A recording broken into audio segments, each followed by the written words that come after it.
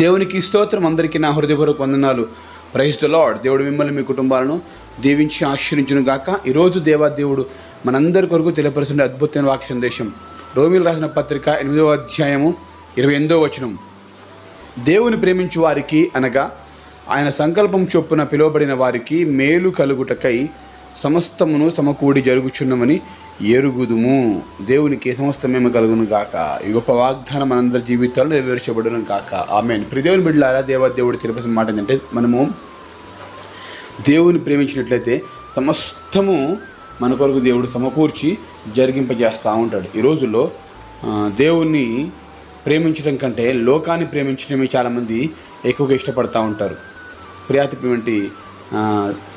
దేవుని కుమారుడు కుమార్తె, దేవుడు మనల్ని ప్రేమిస్తూ ఉన్నాడు, ఓకే, కానీ మనము దేవుని ప్రేమిస్తున్నామా?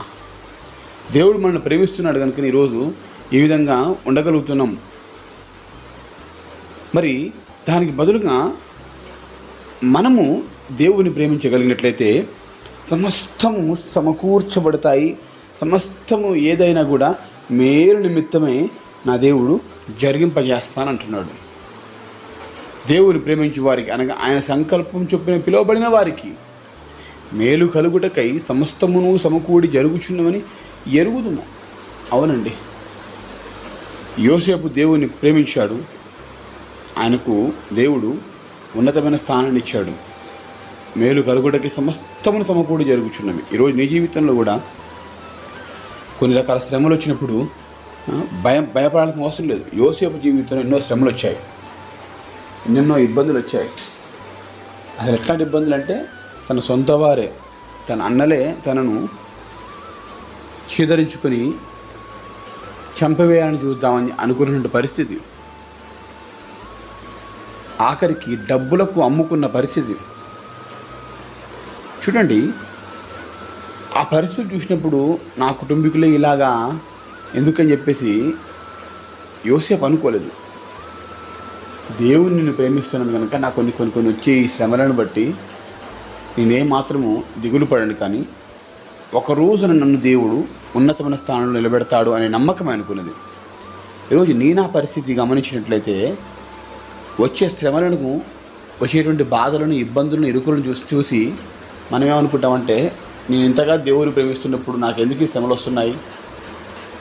దేవుడు చెప్తున్నాడు, దేవుని ప్రేమించు వారికి సమస్తమును సమకూడి మేలు నిమిత్తమే జరుగుతున్నవని ఎరుగుదుము.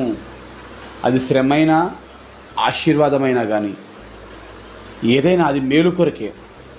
మనకెప్పుడు కీడు చేయాలని దేవుడు ఎప్పుడు కోరుకోడండి, మేలు చేయాలనే అనుకుంటా ఉంటాడు. సో మనము దిగులు చెంది భయపడవలసిన అవసరం ఏమాత్రం లేదు.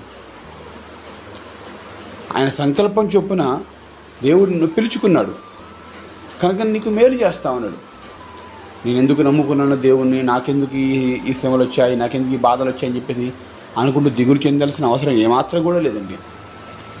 ప్రియాతి దేవుని కుమారుడా కుమార్తె, ఈరోజు స్పష్టంగా దేవుడు నీతో తెలియపరుస్తూ మాట్లాడుతున్నాడు, నిన్ను ధైర్యపరుస్తూ ఉన్నాడు, నీ గొప్ప ఆశీర్వాదాలను మేలు ఇవ్వాలని ఇష్టపడుతూ ఉన్నాడు. అందుకే ఈ వాగ్దాన్ని నీకు అందింపజేస్తున్నాడు. సమస్తమును సమకూడి జరుగుతాయి, సమస్తము మేలు కొరకే జరుగుతాయి, సమస్తము ఆశీర్వాదకరంగానే ఉంటాయి. ఈరోజు ఒకవేళ ప్రస్తుతం ఉన్న శ్రమను బట్టి బాధపడు, మాకు ప్రస్తుతం ఉన్న రోగమును బట్టి బాధపడు, ప్రస్తుతం ఉంటే ఆర్థిక ఇబ్బందిని బట్టి బాధపడము, ప్రస్తుతం నీ కుటుంబంలో ఒత్తిడిని బట్టి బాధపడము, మాకు ఆర్థిక ఇబ్బందిని బట్టి బాధపడకు. దేవుడిని చూడు, దేవుడే సమస్తము నీకు మేలు కొరకు జరిగింపజేస్తున్నాడు. మేలు పొందుకుంటావు, ఖచ్చితంగా మేలు ఖచ్చితంగా వస్తుంది. ఖచ్చితంగా నీవు నీ జీవితంలో మేలును అనుభవించే రోజు ఖచ్చితంగా గ్యారంటీగా వస్తుంది.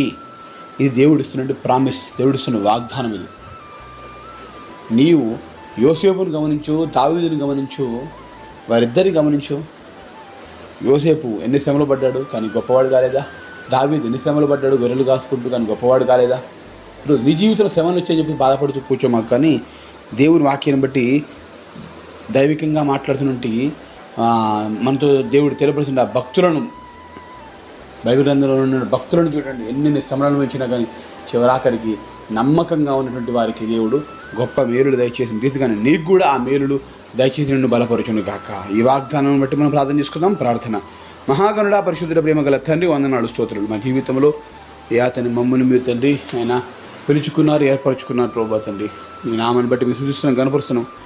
మా కుటుంబాల్లో, మా జీవితాల్లో ఉన్న ప్రతి శోధన, నింద, అవమానం తొలగింపచేయండి. వ్యక్తిగతంగా మమ్మల్ని బలపరచు వేడుకుంటూ ఆశీర్వదింపజేయం వేడుకుంటున్నాం ప్రభు. ఈ గొప్ప వాగ్దానమును మేము నమ్ముతుంటుండగా తండ్రి మీ సహాయం, మీ కార్యం జరిగింపచేయమని యేసు నామములో అడిగి వేడుకొని పొందుకొనుచు ఉన్నాము మా ప్రియ పరలోకమందున తండ్రి. ఆమేన్.